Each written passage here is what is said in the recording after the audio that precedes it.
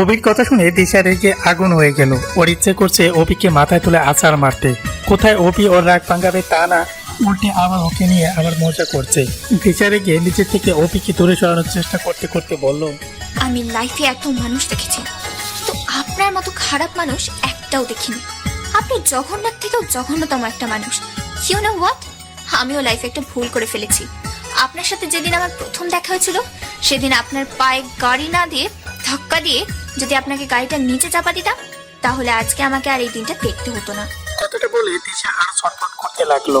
অভি হালকা হেসে পেছন থেকে দিশাকে শক্ত করে জড়িয়ে ধরে ওর কানের লতিতে আলতো করে ঠোঁট ছোঁয়ালো। অভির এমন কাটে দিশা নড়চড়া মুহূর্তের মধ্যেই থেমে গেল। অভির স্পন্দনে গতি আরো ওঠানামা করতে লাগলো। অভি দিশার কাঁধে চটনি রেখে বেশ বেশ করে বলল, সত্যি তুমি ভুল করে ফেলেছো, আর এই ভুলের মাসুল তোমাকে সারা জীবন দিতে হবে। তোমাকে সারা জীবন শুধুমাত্র আমার হয়ে থাকতে হবে। আমি যতদিন বেঁচে থাকবো ততদিন তোমার সমস্ত রাগ, অভিমান, বিরক্ত সবকিছু আমাকে ঘিরে থাকবে। তোমার সবকিছু শুধুমাত্র একটা নামই থাকবে, সেটা হচ্ছে অভি। অভির বেলা প্রত্যেকটা কথায় দিশার শরীরের লোম দাঁড়িয়ে গেছে। ও চোখ মুখ খিচে বন্ধ করে দাঁড়িয়ে আছে। হুট করে হাজারো লজ্জারা এসে ওর চোখের পাতায় ভর করেছে। অভির প্রত্যেকটা ছোঁয়া ওর মনে অদ্ভুত ভালো লাগা কাজ করছে আর অনুভূতি সৃষ্টি করছে। মাঝখানে কেটে গেছে আরো এক সপ্তাহ। দিশা আর মেঘ কেউ ভার্সিটিতে আসেনি, কারণ ওরা এতদিন নিজেদের বাসা গোছানো নিয়ে ব্যস্ত।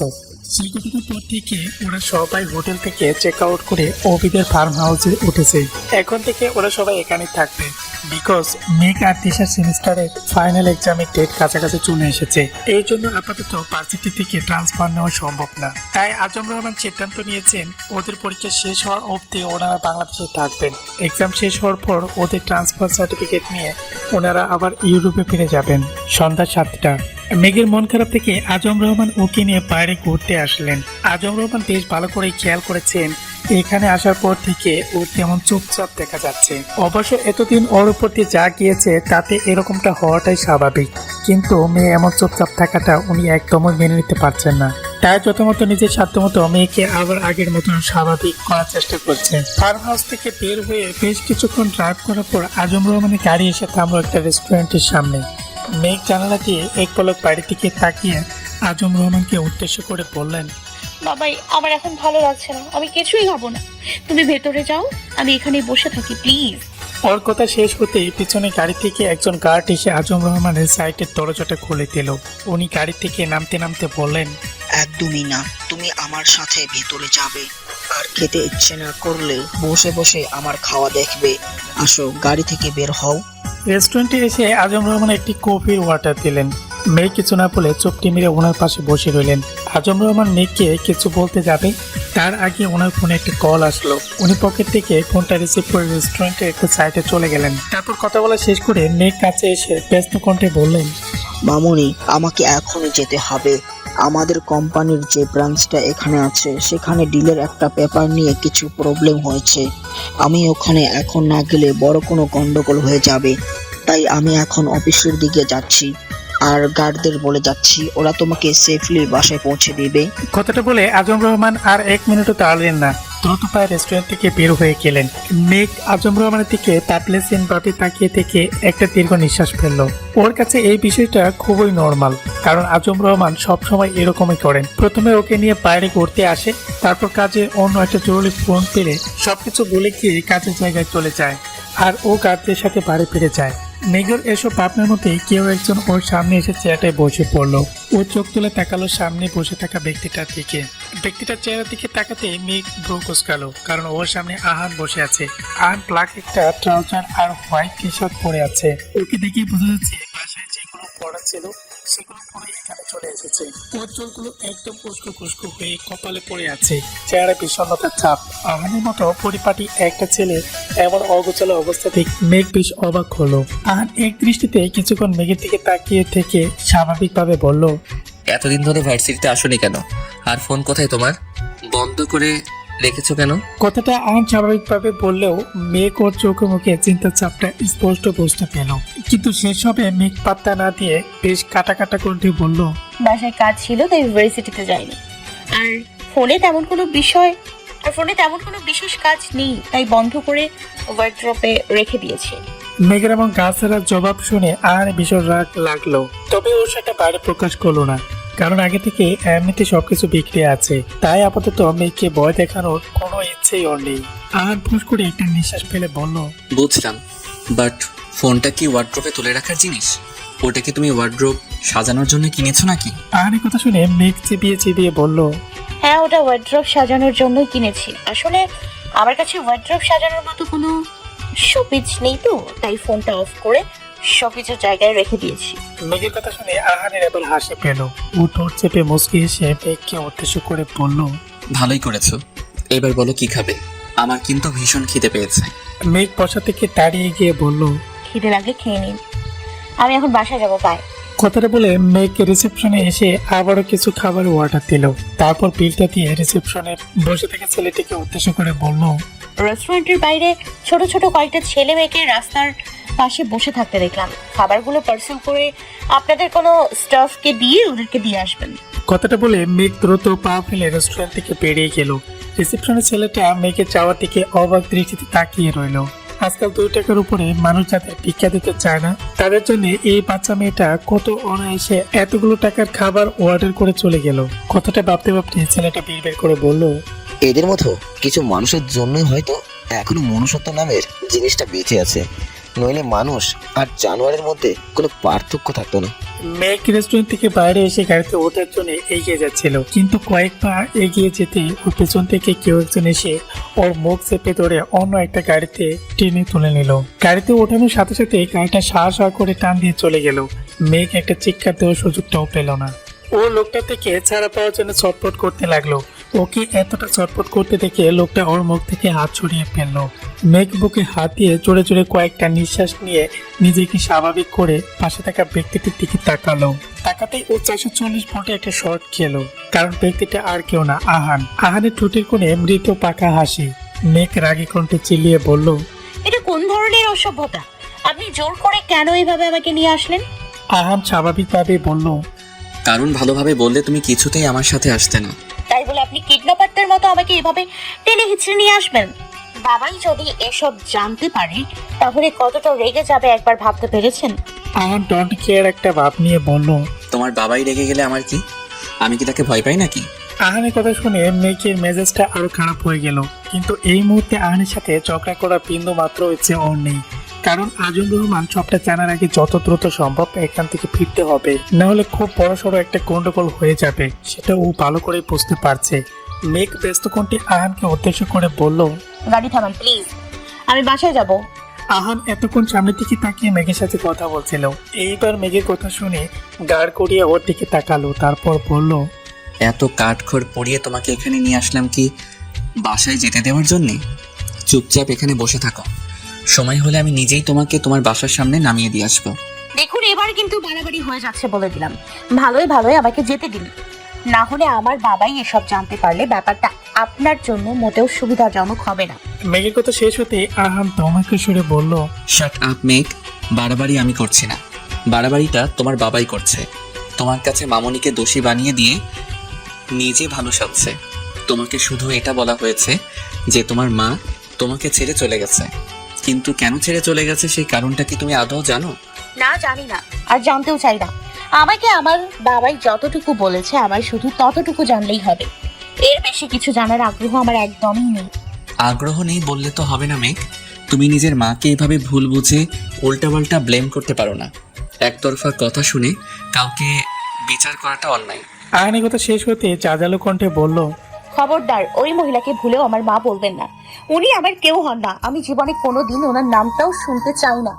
আর আপনার থেকে এসব ফালতু কথা শোনার ইচ্ছা আমার নেই, তাই আমাকে এসব বলে একদম আমার ব্রেন ওয়াশ করার চেষ্টা করবেন না। মেঘের কথা শুনে আহানের রাগ উঠে গেল। যেখানে ওর মুখের উপর উল্টি কথা বলার আগেও মানুষ 100 বার ভেবে কথা বলে, সেখানে মেঘ ওকে সরাসরি অপমান করছে। মেঘের জায়গায় অন্য কেউ থাকলে এতক্ষণে তাকে থাপ্পড় মেরে গাড়ি থেকে বের করে দিত, কিন্তু আফসোস এই মুহূর্তে মেঘকে হার্ট করতে বিন্দু মাত্র ইচ্ছে নেই ওর।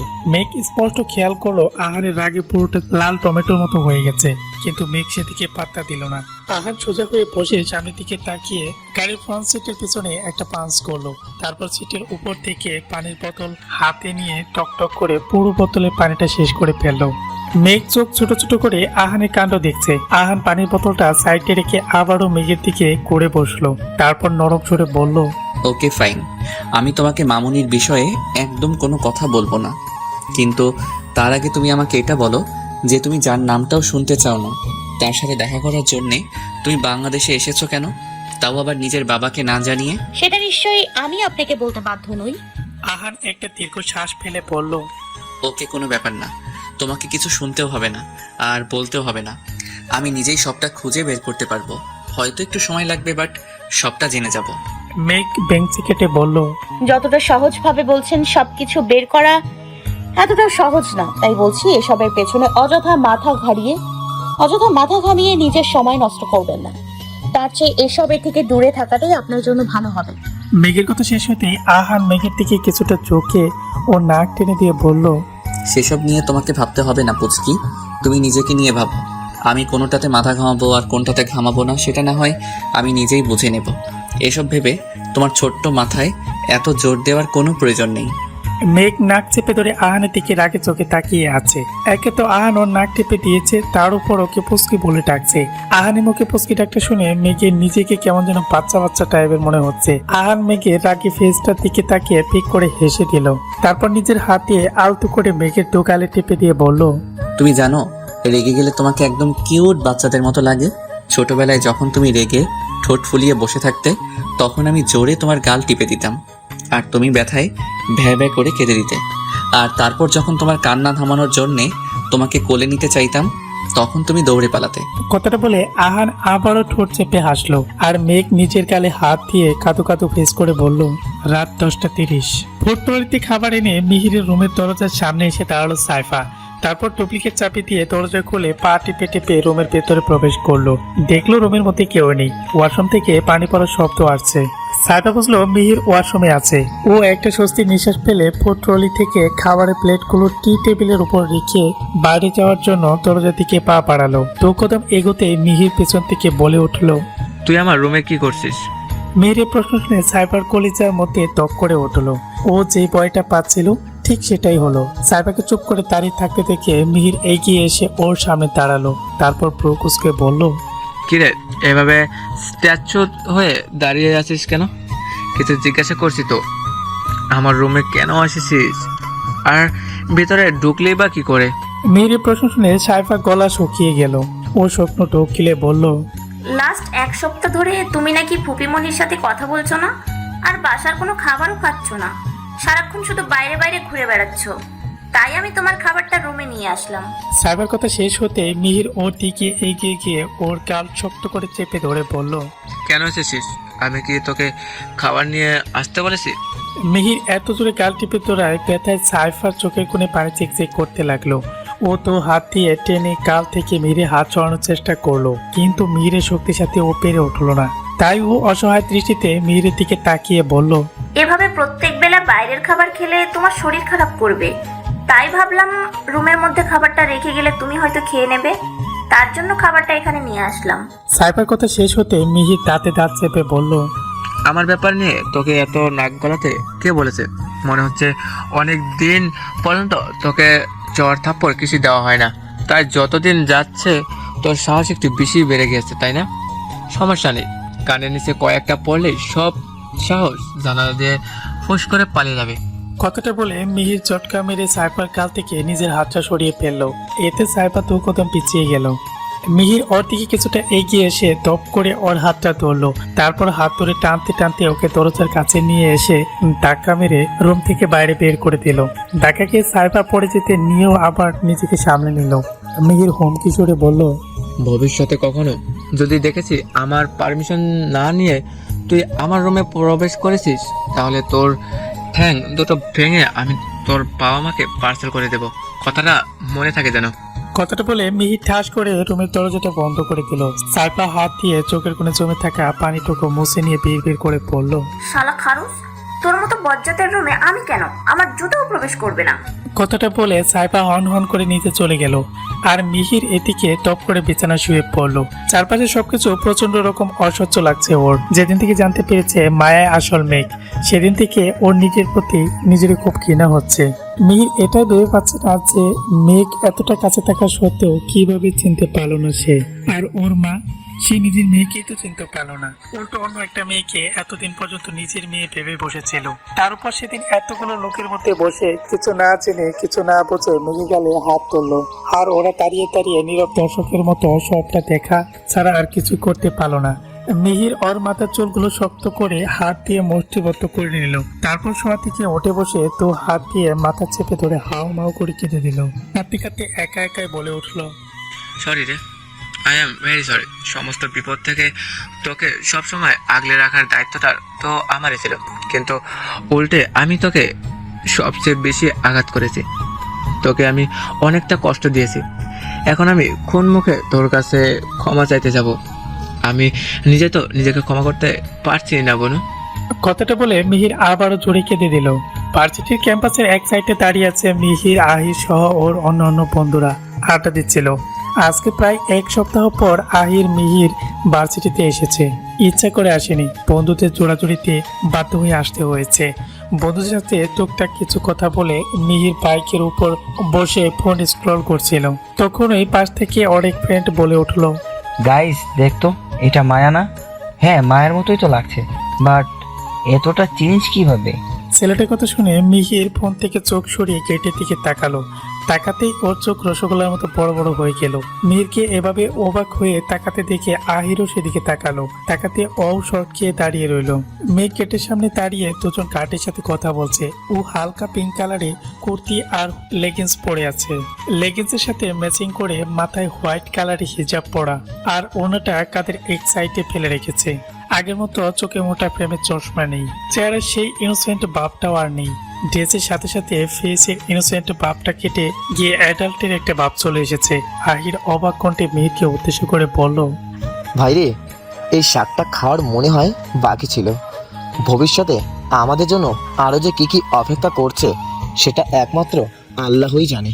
আহিরের কথা শেষ হতে মিহির সেন্টিমার্ক ইনোসেন্ট হাসি দিয়ে বলল, বাস যখন আসে তখন চারপাশ দিয়ে সব একসাথে আসে। এত শখ খেতে খেতে আমাদের না আবার বদহজম হয়ে যায়। কথাটা বলে মিহির বাইক থেকে নেমে মেঘের দিকে এগিয়ে যেতে লাগলো। ওর পেছনে পেছনে মিহির গেল, আর ওদের ফ্রেন্ড গুলো সবাই ওদের যাওয়ার দিকে বোকার মতো তাকিয়ে রইলো। কারণ আহির মিহির এতক্ষণ যে কথাগুলো ওদের বলছে সেই কথাগুলো সব ওদের মাথার উপর দিয়ে গিয়েছে। মেঘ গার্ডদের অনেক বুঝিয়ে চলে যাওয়ার জন্য রাজি করালো। খাম্বার মতো এতগুলো কার্ড নিয়ে ভার্সিটিতে ঢুকে স্টুডেন্টদের ভয় দেখানোর কোনো ইচ্ছেই নেই ওর। ও এতদিন যেরকম স্বাভাবিকভাবে ক্লাস করেছে বাকি দিনগুলো সেইভাবে ক্লাস করতে চায়। তাই ও ভাবছে আজকে বাড়ি থেকে আজম রহমানকে বুঝিয়ে বলবে যাতে ভার্সিটিতে যাওয়ার জন্য ওর সাথে কার্ড না দেওয়া হয়। আপাতত মেঘ কোনো রকমে ওদের বুঝিয়ে বাড়িতে পাঠিয়ে দিল। তারপর ডোন্ট কেয়ার ভাব নিয়ে ভার্সিটির গেট দিয়ে ভেতরে প্রবেশ করলো। ভেতরে ঢুকে সোজা হেঁটে মিহিরের সাইড কাটিয়ে নিজের ডিপার্টমেন্টের দিকে চলে গেল। বলেও একটাবার আহির আর মিহিরের দিকে তাকালো না অব্দি। এদিকে আহির আর মিহির মেঘের চাওয়ার দিকে অসহায় চোখে তাকিয়ে থেকে দীর্ঘ একটি শ্বাস ফেললো। অফ পিরিয়ডে মেঘ ক্লাস থেকে বের হয়ে ক্যান্টিনের দিকে আসছিল। আজকে দিশা আসেনি, ওবে ওকে নিয়ে শপিং করতে গেছে। মেঘকে সাথে করে যাওয়ার জন্য বলেছিল, কিন্তু কাপলদের সাথে গিয়ে তাদের প্রাইভেসি নষ্ট করার ইচ্ছে ওর নেই। তাই ও রেডি হয়ে ভার্সিটিতে চলে এসেছে। ম্যাক ক্যান্টিনে এসে বসতেই কোথা থেকে ত্রিতা ওর তোলপোল নিয়ে মেঘের টেবিলের সামনে এসে দাঁড়ালো। মেঘ আর চোখে একবার ত্রিতার দিকে তাকিয়ে মনোযোগ দিল, আবার ফোন স্ক্রল করতে লাগলো। মেঘের এমন ডন্ট কেয়ার ভাব থেকে ত্রিতার বেশ এম্বারেসড ফিল করলো। ও রাগের দৃষ্টিতে মেঘের দিকে কিছুক্ষণ তাকিয়ে থাকলো, কিন্তু তাদের মেঘের তেমন কোনো পরিবর্তন আসলো না। ও আগের মতো একদিনে বসে বসে ফোন টিপতে লাগলো। ত্রিতা এবার টেবিলের উপর হাত রেখে মেঘের দিকে কিছুটা ঝুঁকে গিয়ে কটাক্ষ করে বলল,